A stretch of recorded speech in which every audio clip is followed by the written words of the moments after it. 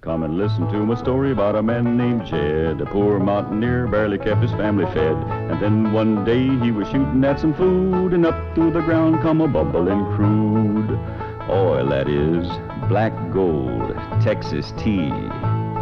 Well, the first thing you know, old Jed's a millionaire. The kinfolk said, Jed, move away from there. Said, California is the place you ought to be. So they loaded up the truck and they moved to Beverly Hills, that is, swimming pools, movie stars. The Beverly Hillbillies.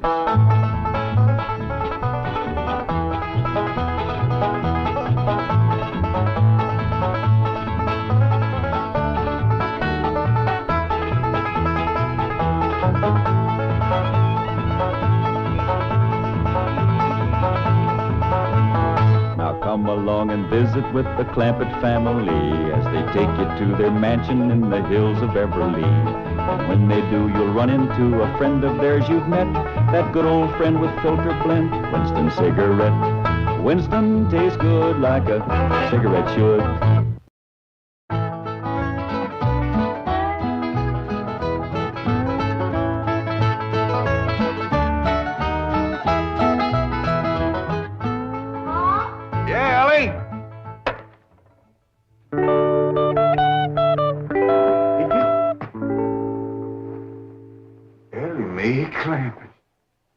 Why, you the prettiest thing I ain't never in all my born days. How'd old mountain goat like me ever get a young'un like you? You're a queen. That's what you are in that shiny dress standing there. You're a queen. Feel it, Paul. It's slicker than a toad's belly. I'll get if it ain't. What kind of dress they call that? This is what you call a ball gown. A ball gown? Well, you's even catching on to what they's named. Well, Miss Hathaway, she pinned a piece of paper onto every dress she got me, telling what it was for. You better tote along the shotgun, keep fellas away. Oh, no, Paul. That's what I'm going out for, to meet some fellas. Hallelujah. You know, you're going to find out something I've been saying is the truth. You don't have to dress up in boys' clothes to have fun with boys. I'm going to keep my promise, Paul. I ain't going to wear nothing but dresses for 3 whole days. And I'm going to keep my promise, too. If you don't have just as much fun as you did climbing trees and wrestling, you can go back to wearing your pants and shirt. Goodbye, Paul.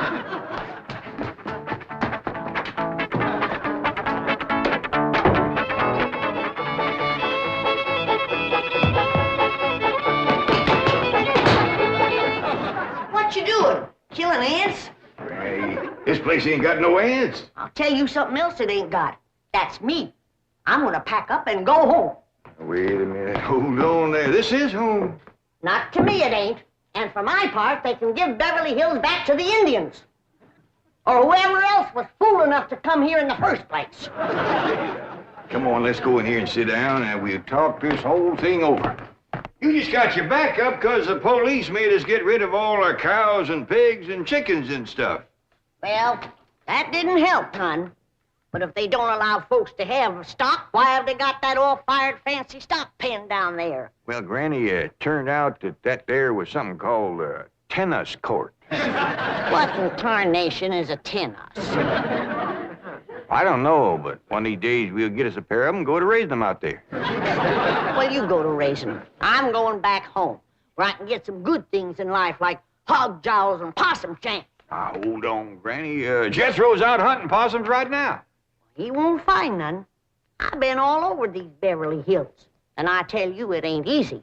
Climbing fences and walls and jumping over hedges to get around those cement ponds where there are a lot of half-naked women laying there smearing themselves with oil and yelling at you to get out, get out. I tell you, Jed, this place is full of the laziest, greasiest, unfriendliest mess of people I ever did lay my eyes on.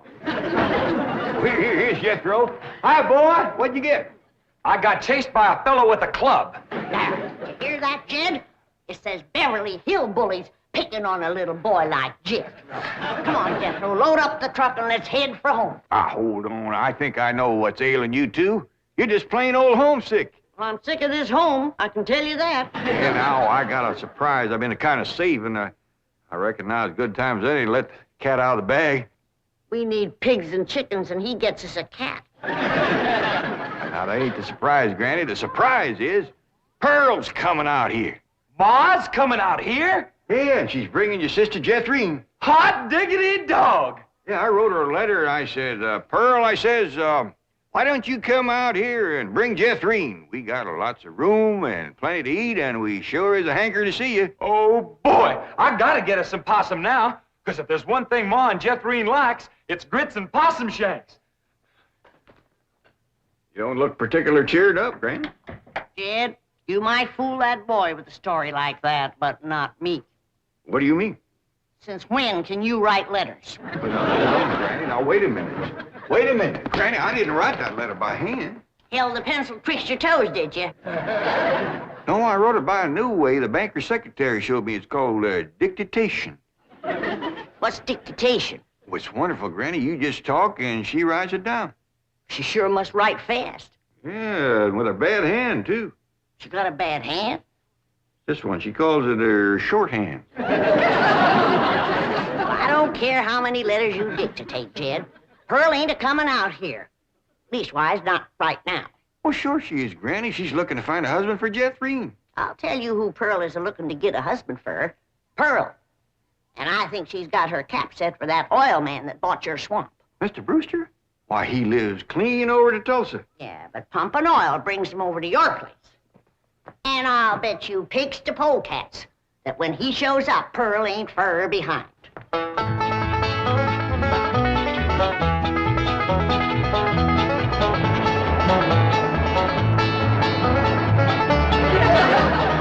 he is. Hold on, Jethrine.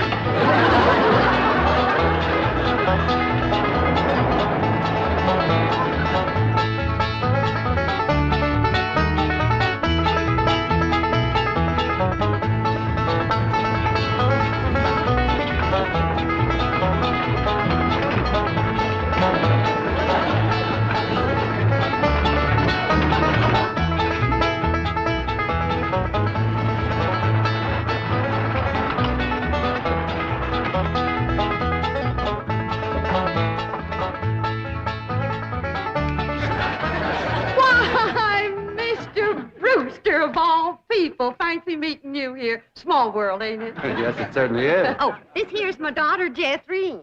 This is Mr. Brewster, dear. I'm pleased to meet you, young lady. Hi. May I give you a hand, Mrs. Bodine? Oh, thank you. Stay in the buggy, dear. Careful now. There we are. Well, I see you girls are on your way to a Halloween party. What kind of party? Halloween. What's a Halloween? You don't celebrate Halloween here in the hills? Well, I never heard of it. What's it like? Well, it's an occasion where everyone gets dressed up in their most beautiful clothes. Oh, these old things, they're just something I threw together myself. Well, they look like they came from Saks. Well, they didn't.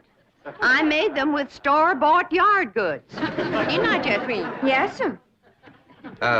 What brings you girls here on this beautiful Indian summer day? Following you. we was headed this way anyway. I promised to keep an eye on the old home place for Cousin Jed, remember? Oh, I hope he won't mind that I had a telephone put in the cabin. You see, we're using it as a sort of a field office. Oh, he won't mind. Especially if you would show it to me and I could see for myself that there was no damage done to the cabin. Well, that's quite all right. Come along, huh? Stay in the buggy, dear. Well, perhaps you'd like to stretch your legs. They're long enough now. Jethrine's awful tall for age. She takes after her father. Her late father, that is. I'm a widow. Yes, I believe you told me. Oh, that's right. That's when you told me you was a widower. Yes. You, still are, I suppose. A widower? No, yes. Stay in the buggy, dear.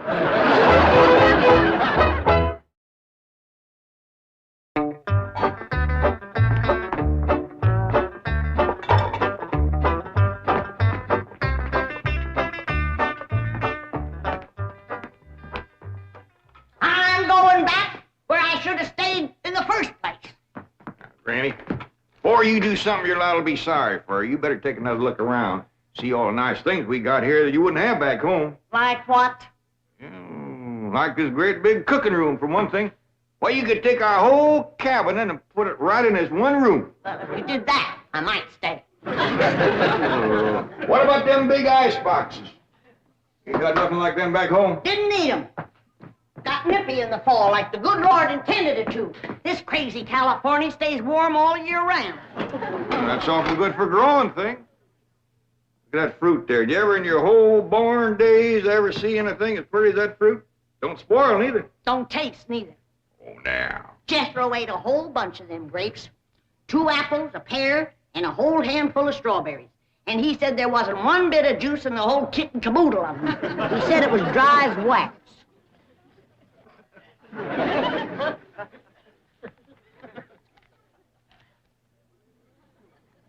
His a mighty dry and gummy. Maybe you ain't supposed to eat this fruit. That's the trouble with this miserable place. You ain't supposed to do nothing.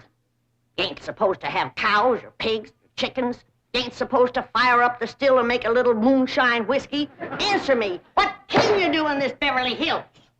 Well, you can do lots of things, Granny. Things you couldn't do back home. Name one.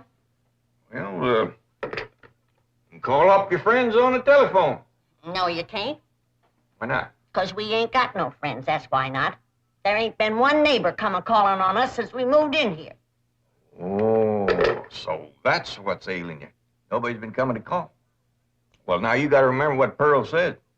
This here is Beverly Hills, where the movie stars live. What's that got to do with it? What's that got to do with being friendly? Nothing. I just thought it might sidetrack you. Well, it didn't. Movie stars are people just like us, ain't they? Yeah, certainly prettier. Wouldn't it be worth waiting for if one of these days they come a knock on the door, and we go to answer it, we open up the door, and standing there would be Mary Pickford. Mary Pickford? Yeah, with the golden curls hanging down her back, and her pretty little rosebud mouth saying friendly things like, howdy there, I'm Mary Pickford. Oh, you'd say to that? I'd say, who's Mary Pickford? That's what I Granny, she's America's sweetheart. You know that movie house where Pearl plays piano on Saturday nights? I heard of it. Well, she says little old Mary is everybody's favorite. Well, tell me this. If Mary Pickford moved in that little cabin down the creek from us back home, what would we do? Oh, we'd have gone calling and brought her over a mess of pone and skinned possum. Yeah. And has Mary Pickford brought us a mess of pone and skinned possum? No, she ain't. You gotta remember, Granny, she probably spent 4 or 5 hours a day just fooling with and combing that beautiful curls hanging clear down. Uncle Jed! Well, hello, Jethro. What'd you get this time? I got arrested. Yeah. Policeman, he took my gun away. He said they don't allow hunting in Beverly Hills. That does it. That does it. Then he pointed to old Duke here. He said that dog had his rabies shot. And I said, no, sir, that dog ain't had nothing shot. I'm careful with a gun. What'd he say? He said, oh, wise guy, huh? So he put Duke and me in his police car. But we jumped out and run. Oh, is Ma and Jethrine here yet? No, when they ain't a-coming. Now, if you want to see your ma and your sis, you pack up that truck, and you and me will skedaddle back home where folks is friendly. Now, Granny. Oh, God, if she ain't the muleyest little woman. Granny, now, just a minute. Now, Granny, will you just let me say one thing? Well, you be quick, 'cause I got a long trip ahead of me. Granny, I know it ain't been easy for you out here. New things is always vexing, especially at your age, but I'm bound and determined to keep this family together. And if you go back to the hills, we's all going with you. I'm asking you please to stay. Not for my sake, but for Elly Mae. Granny, what this place has done for her is a plain miracle. Why, that wild Injun has become a grand lady. I wish you could have seen her go out that door looking like a queen in a picture book. I tell you, I just wanted to sit down and bawl, the way you done when I married her ma. Now, she's She's out there now. Not just wait, Granny. Wait till you see. In here, Elly Mae. Huh? You sure was right. Oh, Huggin, you don't have to wear boys' clothes to have fun with boys. May, you promised me you wouldn't wrestle. I ain't been wrestling. Then what have you been doing in your ball gown? Doing what I'm supposed to do, playing ball. Oh, I made 2 touchdowns and kicked 3 field goals.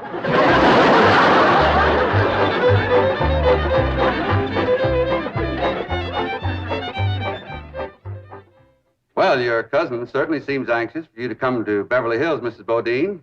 Will you? Mrs. Bodine? Yeah. Will you? Yeah. Will I what? Go to Beverly Hills to visit your cousin, Mr. Crampett. Oh, well, not right now. I'm awful busy. You see, I do fancy sewing and hat making and give beauty courses and personality building and music lessons. Then on Saturday, I play the piano over the movie show to Oxford. And then, of course, there are my young ones, Jethro and Jethrine. Of course, they're no trouble. Jethro's in California, and Jethrine, she's fixing to get married. Well, congratulations. When's the wedding? Soon as she finds a fella. Well, you certainly are a busy woman, Mrs. Bodine. Yeah. As Cousin Jed used to say, Pearlie, the fella that gets you sure don't have to worry about supporting you. This is the phone I was telling you about. It's called a field telephone. Now, with this, I can communicate directly with the men working at the drilling site.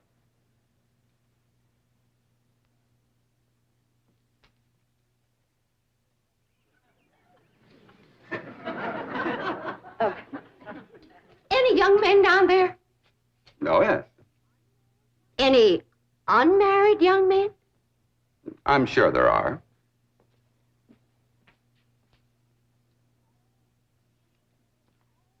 Any tall, unmarried young men? Well, they're probably all sizes.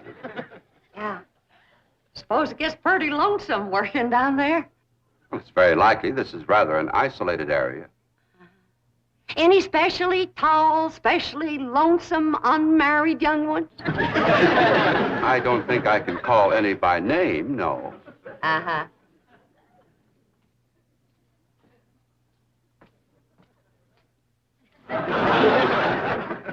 Well, I was just wondering.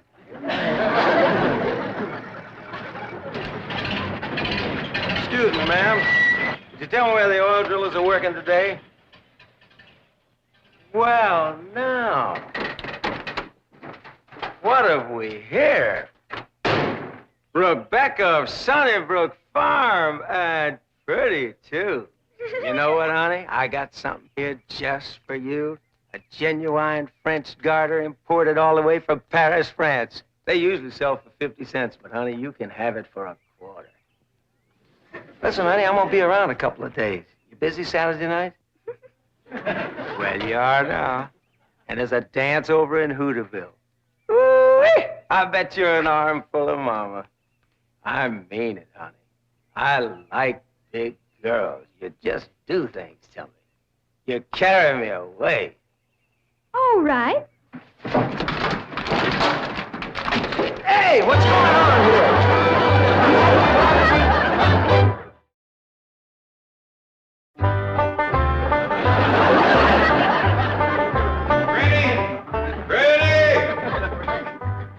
There you are.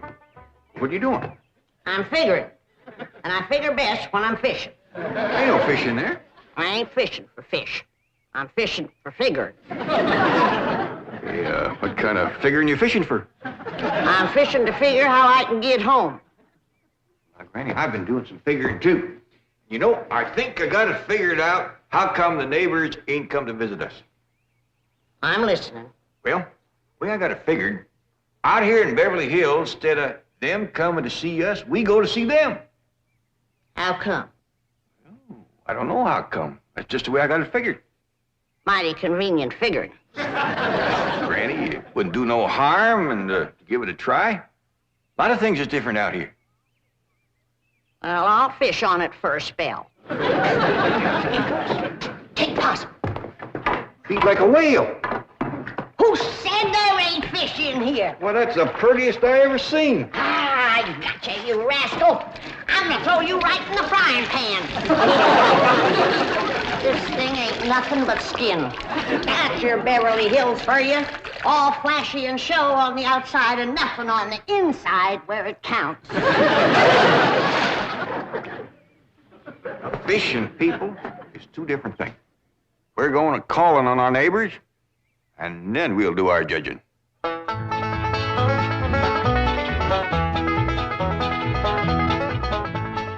Well, let's see now. Which neighbor shall we call on first? Mr. Drysdale's off in Boston with his missus, so let's go this way. If you ask me, let's go back that way. Now, Granny, you promised. Come on, everybody, let's go. You reckon they'll give us a mess of pone or something, Pa? Or maybe some salted down possum. Probably so lie on us.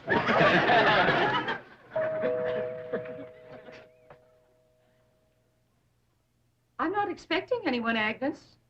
Oh, it's probably just them children playing trick-or-treat, ma'am. Hi, ma'am. We's the Clamptons. You got something for us? Jethro. Aren't you rather big for this? Yes, ma'am, we are. In fact, I don't see how anybody gets through that little door. Just a minute. Come in. Come in and set a spell, as you folks say up in the hill. Well, we, thank you. We got a lot of calls to make. But, this here is Granny. Howdy. Hello? I'm my daughter, Elly. Oh. My nephew, Jethro. Oh. And I'm Jed. Hello, Jed.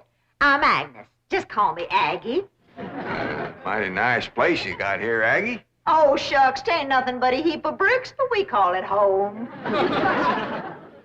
Well, sure is nice to meet up with you. Oh, now wait just a minute. I got something for you. Wait a second. Here you go, Granny, and Elly, that's you, and Jethro, you and Jed. Here. Yeah, thank you. That's mighty neighborly of you. And you must come and see us sometime. Yeah, we'll go hunting together. Hey, Aggie, you like to play football? Love it. Well, there's a whole bunch of fellas that plays in the pasture down the way a piece. And they'd like it just fine if I could bring some more girls along. Now, don't forget. Please, can we go out now? Not yet, children. Not till it gets dark.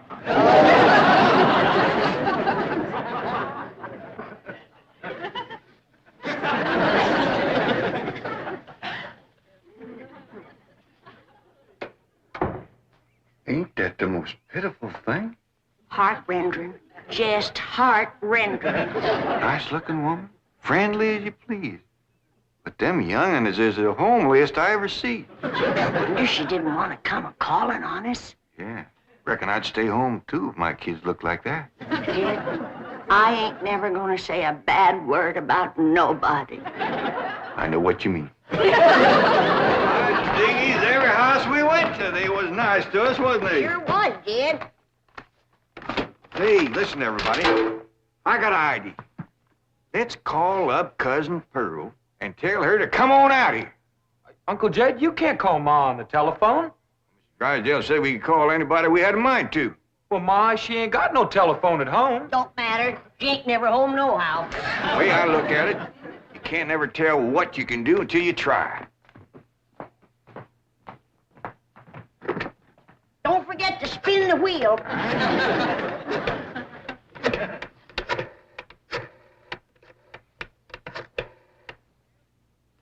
Howdy, ma'am.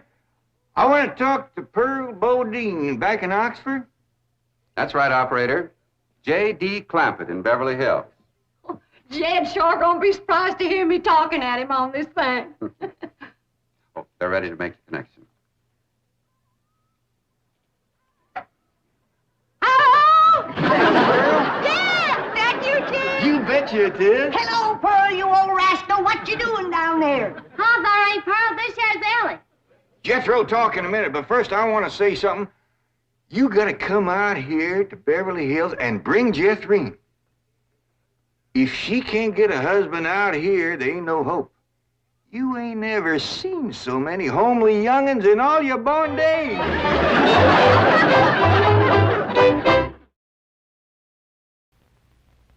Yes, Pearl, folks was real nice to us. They give us some candy, some chomping gum, and some fancy store-bought cookies. And some Winston cigarettes.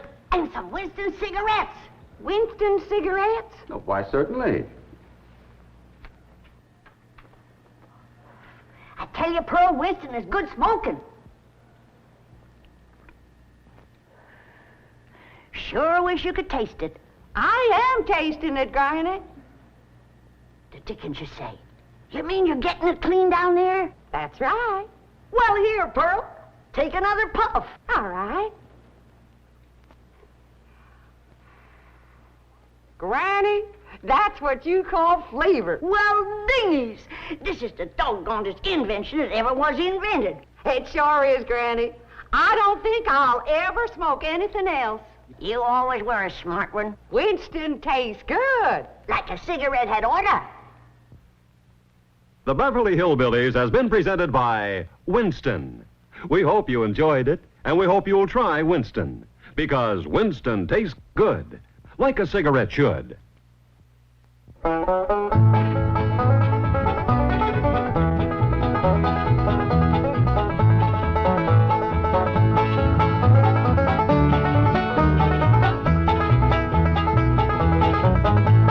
Now it's time to say goodbye to Jed and all his kin. They would like to thank you folks for kindly dropping in. You're all invited back next week to this locality to have a heaping helping of their hospitality. Hillbilly, that is. Set a spell. Take your shoes off. Y'all come back now. Here. This has been a Filmways presentation.